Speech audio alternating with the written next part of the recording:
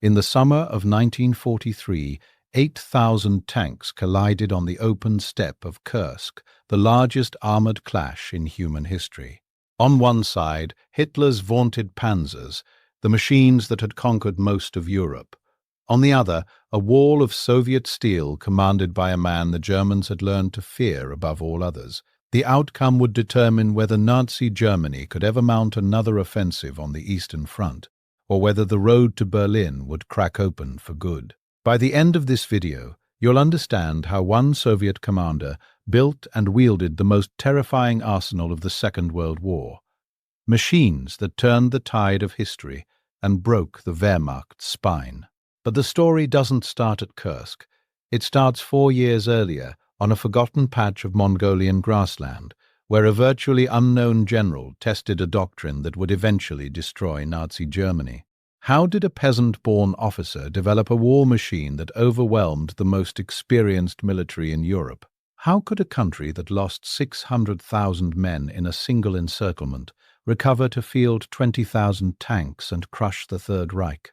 Before we go any further, this is a story most people have never heard told this way.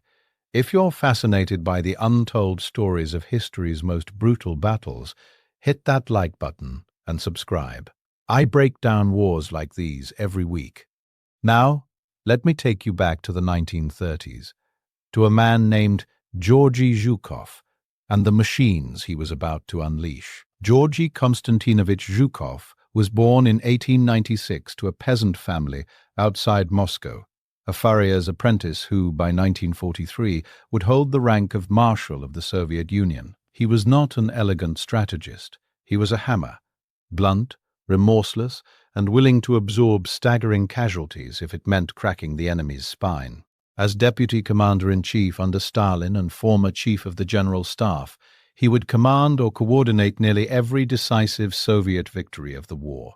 Stalin gave him the hardest jobs: defend Moscow, break Stalingrad, plan Kursk, take Berlin. Every time Zhukov delivered. He had earned his first Hero of the Soviet Union medal years before the Germans ever crossed the border, in a battle most Westerners have never heard of. But we'll get to that. The Red Army of the late 1930s was a wounded giant. Stalin's purges had executed or imprisoned thousands of its best officers. What remained was a military searching for a doctrine that could compensate for inexperience with sheer, overwhelming force.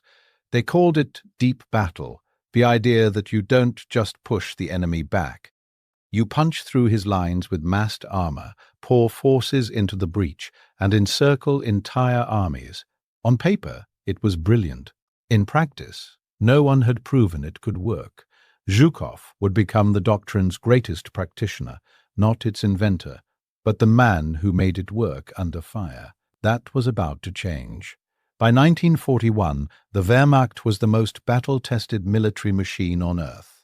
Blitzkrieg had crushed Poland in 5 weeks, France in 6.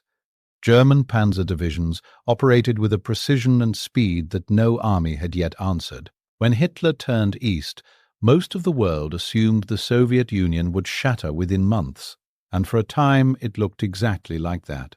But the Germans had never faced what Zhukov was building, an arsenal of machines designed not for elegance, but for annihilation. So what exactly were these machines, and why did they terrify the most powerful army in Europe?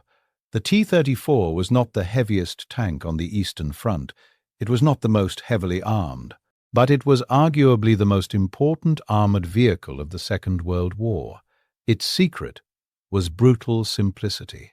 Sloped armor that deflected shells at angles flat-faced panzers couldn't match. Wide tracks that churned through mud and snow that swallowed German armor whole.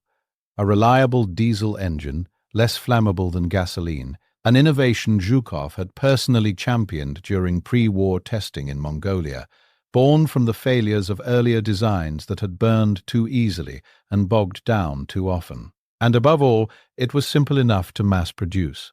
By 1944, the Red Army would field more than 20,000 tanks, the majority of them T-34s.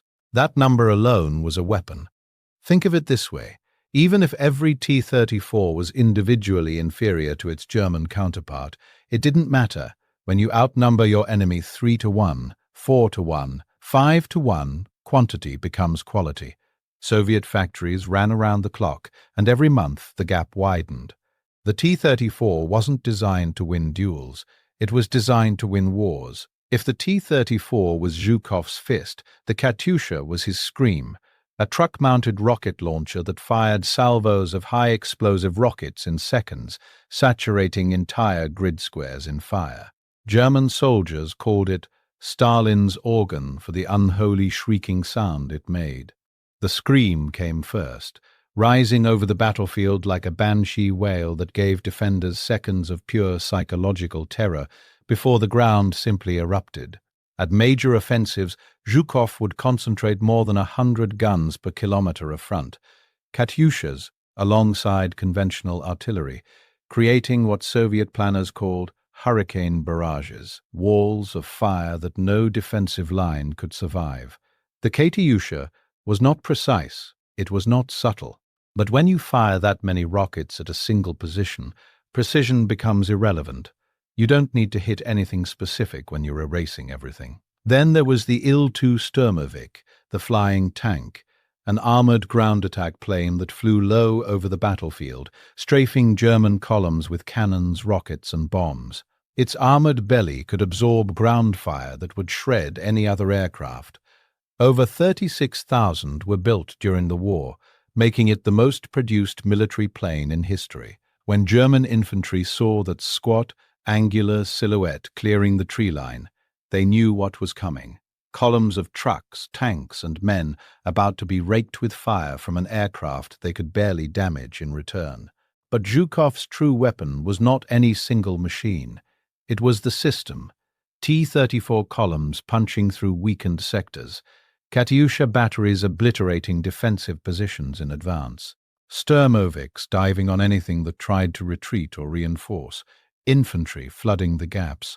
This was deep battle made real, not a collection of weapons, but a system designed to generate unstoppable momentum. Not theory scribbled in a manual, but a coordinated engine of destruction designed to penetrate, encircle, and annihilate. And Zhukov was about to test it for the first time.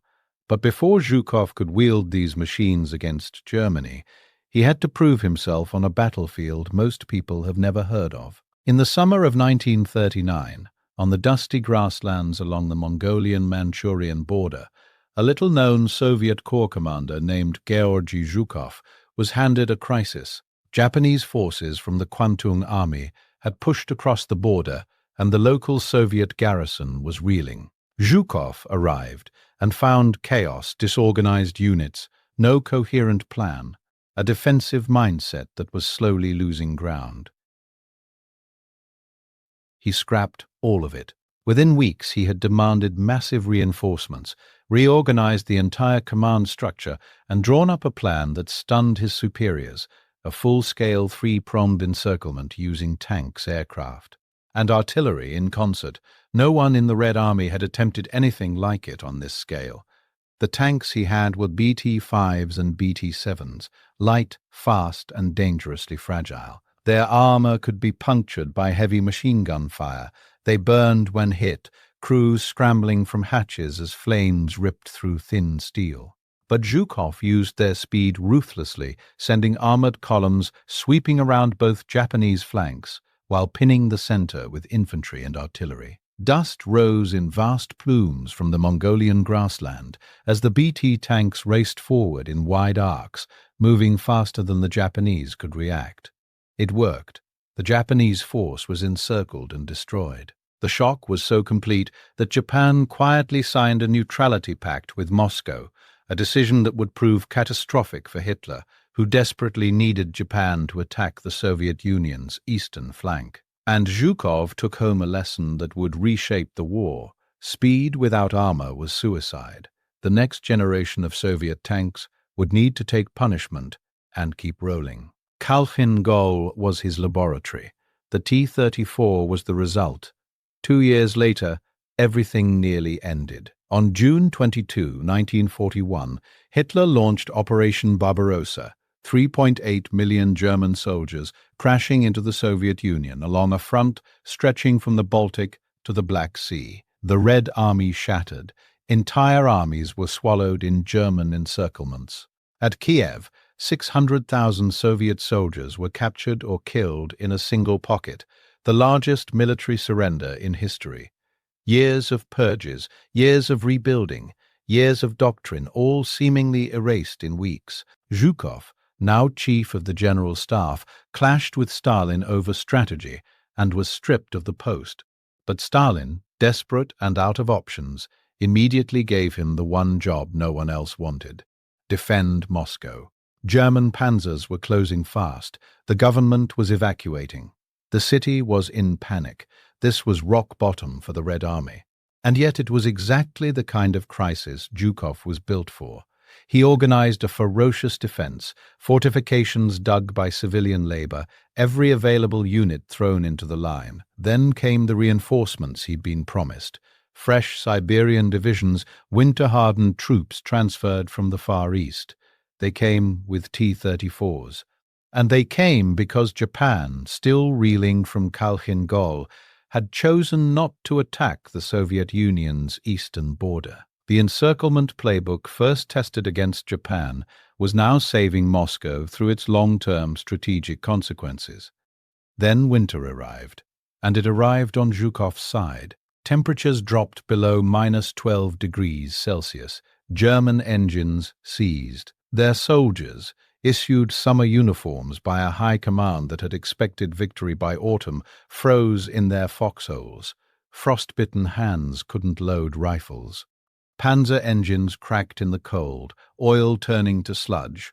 Meanwhile, Zhukov's T-34s kept rolling. Those wide tracks gripped frozen ground. Those diesel engines fired in cold that killed gasoline motors. In December 1941, Zhukov launched his counter-offensive, ski troops, Siberian divisions, and T-34 formations slamming into the frozen German lines. The Wehrmacht was pushed back over 100 kilometers from Moscow. The myth of invincibility died in the snow. For the first time in the war, the Germans had been beaten. Moscow had been saved. But Zhukov wasn't interested in defense. He was building something far more devastating, and the battles ahead would unleash it on a scale the world had never seen. While the world's attention was fixed on the rubble of Stalingrad, where German and Soviet soldiers fought room by room, floor by floor, for buildings that changed hands a dozen times, Zhukov was somewhere else entirely. He wasn't in the city. He was planning its liberation from a map table hundreds of kilometers away. The plan was called Operation Uranus, and it was the most ambitious encirclement the Red Army had ever attempted.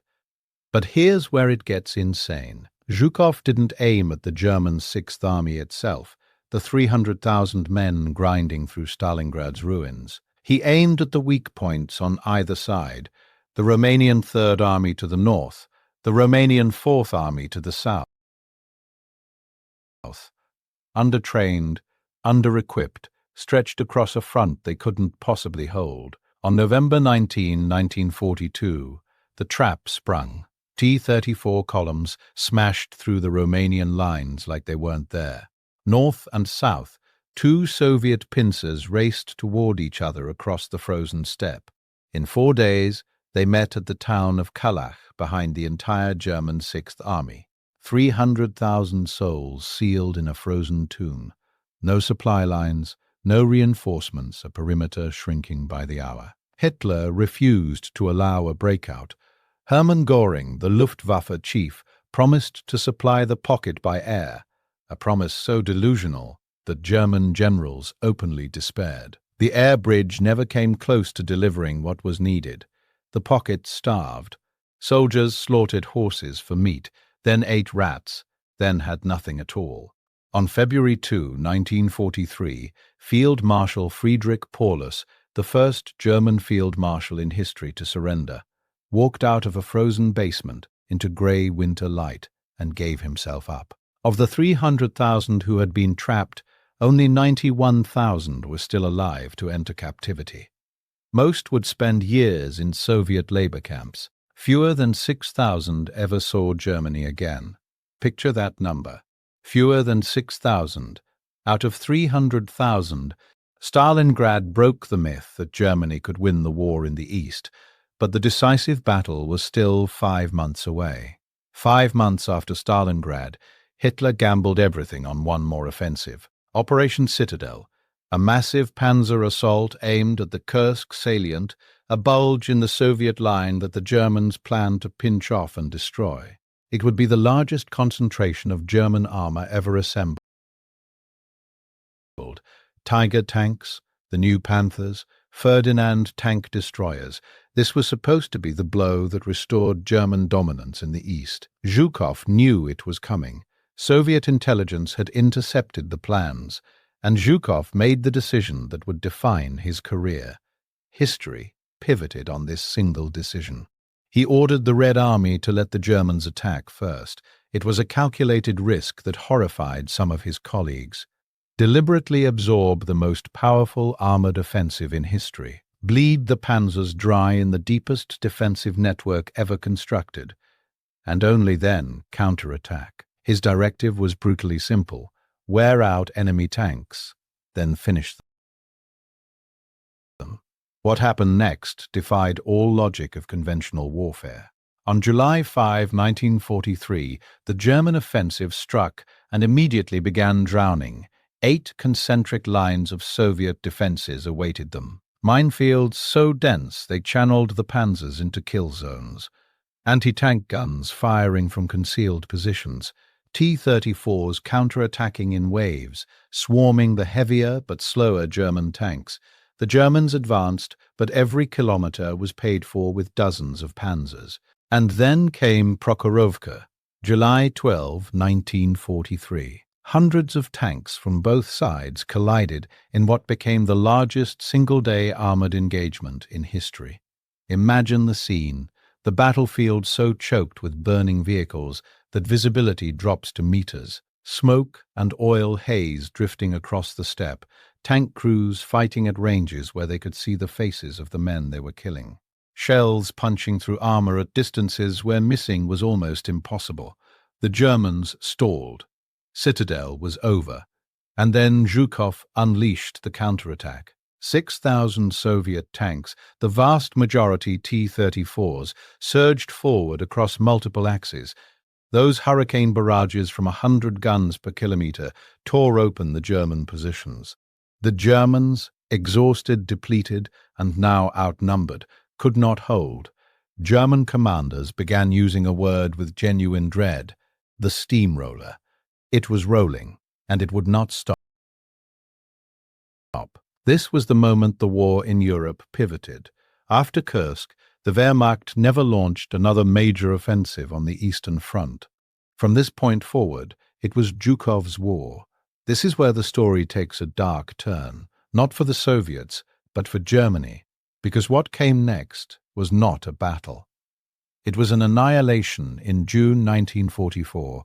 While the Western Allies were still fighting to break out of Normandy, Zhukov helped coordinate Operation Bagration, the destruction of Army Group Center, the most powerful German formation on the Eastern Front. The combined arms doctrine he had refined through Stalingrad and Kursk was now operating at peak efficiency. T-34 spearheads punched through weak points in the German line, raced deep behind enemy positions, and cut off entire divisions from supply and retreat.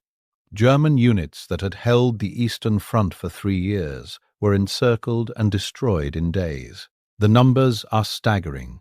More than 35 German divisions were wiped from the order of battle. Army Group Center, the formation that had nearly taken Moscow in 1941, effectively ceased to exist. The Red Army advanced 600 kilometers in 5 weeks, faster than the Blitzkrieg, faster than anything the Germans had ever achieved. The ghost of Kiev's losses drove every decision, that industrial tsunami of armor now crashing forward with a ferocity born from 3 years of suffering and sacrifice. And Zhukov wasn't finished. In January 1945, his first Belarusian front launched the Vistula-Oder offensive, smashing across the Vistula River in Poland, and driving 500 kilometers to the Oder, the last major river before Berlin. In 2 weeks, 500 kilometers of occupied territory ceased to exist. German General Friedrich von Mellenthin, watching the offensive unfold, called it an advance of unprecedented force and swiftness and said the ferocity was beyond description. The screaming Katyushas opened up again. Sturmovix darkened the skies above retreating German columns, that squat angular silhouette appearing again and again over the tray lines. T-34s, those wide-tracked diesel-driven machines Zhukov had championed years earlier, rolled forward in waves that seemed to have no end. The gates of Berlin were now in sight. On April 16, 1945, Zhukov opened the final act. 2.5 million Soviet troops and more than 6,000 tanks were massed along the Oder River. At dawn, thousands of guns and Katyusha launchers fired simultaneously, the most concentrated barrage of the entire war. Then Zhukov did something no one expected. He switched on 143 anti-aircraft searchlights, aimed directly at the German positions, trying to blind the defenders in a wall of artificial daylight. It didn't go as planned. The light reflected off smoke and dust, disorienting Zhukov's own troops as much as the Germans. The assault on the Silo Heights, a fortified ridge blocking the road to Berlin, stalled.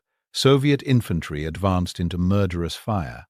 Casualties mounted by the hour. Stalin, monitoring from Moscow, was furious. He told Zhukov that if he couldn't break through, he'd redirect the main assault to Marshal Konev's front, attacking from the south. It was a threat to strip Zhukov of the prize he'd spent the entire war earning. Zhukov drove his men forward with a ruthlessness that was staggering even by Eastern Front standards. Within 3 days, the Silo Heights fell, and then the flood poured into Berlin. What followed was not a battle, it was a demolition.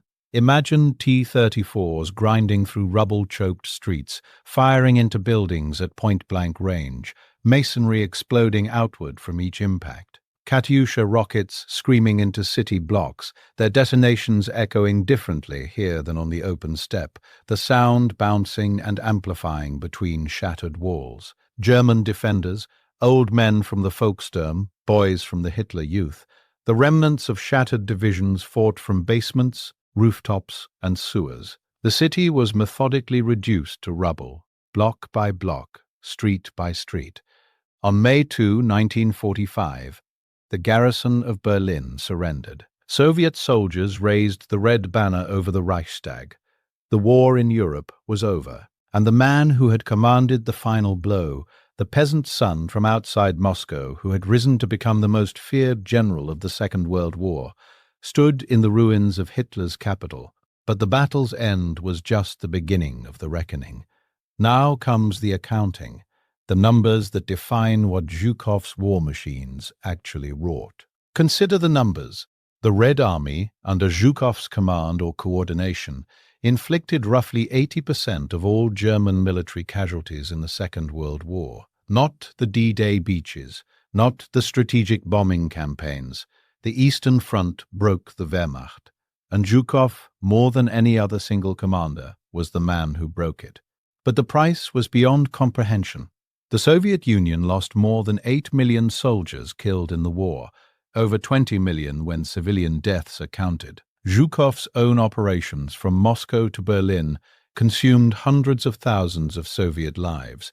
He was not a commander who hesitated to spend them. At Berlin alone, Soviet forces suffered an estimated 80,000 killed and more than 250,000 wounded in less than 3 weeks. He traded lives for ground, lives for speed, lives for victory, with a calculus that was as effective as it was merciless. The Germans paid their own terrible price. The 300,000 who had marched into the Stalingrad pocket, fewer than 6,000 ever returned. The 35 divisions erased in Operation Bagration. The hundreds of thousands killed, wounded, or captured in the long retreat from Kursk to Berlin. The steamroller had reached its destination, and it had crushed everything in its path. Among those 91,000 German survivors who walked into captivity at Stalingrad, There were men who expected to return home within months. They would spend a decade in labor camps. By the time the last of them reached Germany in the mid-1950s, their families had given them up for dead. Children who had been toddlers when their fathers marched east were now teenagers who didn't recognize the gaunt strangers at the door. This was the human cost of Zhukov's encirclement, not just a number on a ledger, but lifetimes erased. On the other side, consider a T-34 crew that fought from Kursk all the way to Berlin, one of the vanishingly few that survived the entire journey. By 1945, the average life expectancy of a Soviet tank crew in active combat was measured in weeks. These men had beaten odds that were functionally miraculous. They drove their T-34 through the streets of Berlin, past the rubble and the dead, and when the shooting stopped, they carved their names into the wall of the Reichstag. They had ridden inside the machine that won the war, and they had lived to mark the moment. And in a cellar somewhere in Berlin, a woman crouched with her neighbors as Katyusha rockets pounded her neighborhood. She had survived Allied bombing raids for 2 years, but the Soviet barrage was different, closer, more sustained, the impacts shaking dust from the ceiling in a rhythm that seemed to have no end. When the shelling stopped and Soviet soldiers entered, the war was over for her.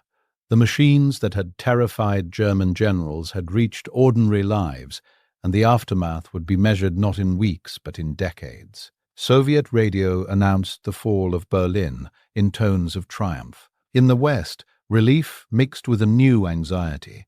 The war machines that had destroyed the Wehrmacht were now parked on the Elbe River, facing American and British forces. The alliance that had defeated Hitler was already fracturing.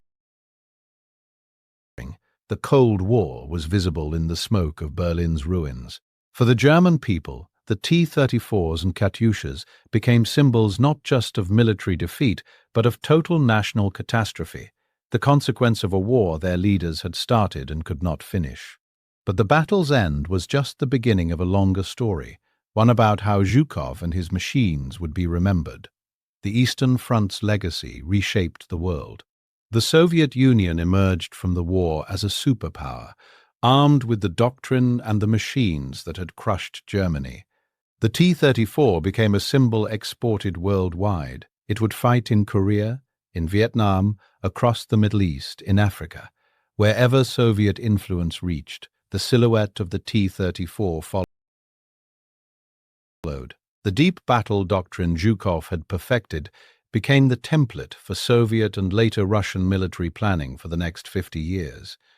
Zhukov's personal fate was crueler. After the war, Stalin, jealous and paranoid, demoted him.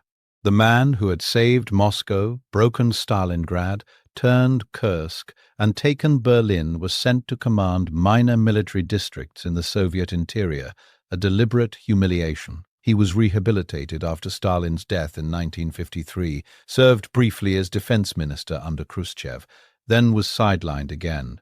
He died in 1974, largely forgotten by the Soviet state he had saved. The pattern Stalin had established early, using Zhukov for the impossible jobs, then discarding him, repeated until there were no more wars to win. In the West, the Eastern Front was long overshadowed by D-Day and the campaign across France and Germany.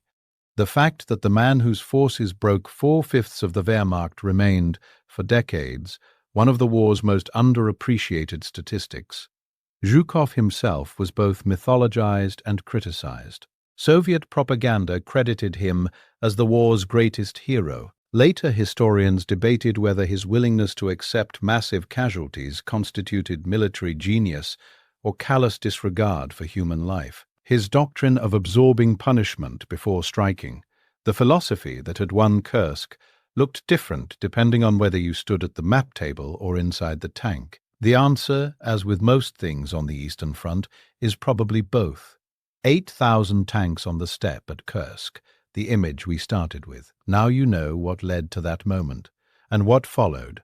A peasant son who built a system of war so overwhelming that the most powerful military in Europe could not withstand it. Machines that were not elegant, not sophisticated, but relentless, designed to absorb punishment. and keep coming. The age of German dominance on the Eastern Front ended not in a single afternoon, but across 3 years of escalating Soviet power, from the frozen counterattack at Moscow to the rubble that had been Berlin. And the man who orchestrated that transformation, who wielded T-34s and Katyushas and Sturmoviks like instruments of an unstoppable doctrine, was quietly discarded by the state he had saved. Zhukov's machines outlived his reputation. They fought on 4 continents for decades after the war. But the mind that wielded them, that understood that victory was not about any single weapon, but about the system that combined them all, that was the real war machine. If this story gripped you, subscribe. There are many more like it coming.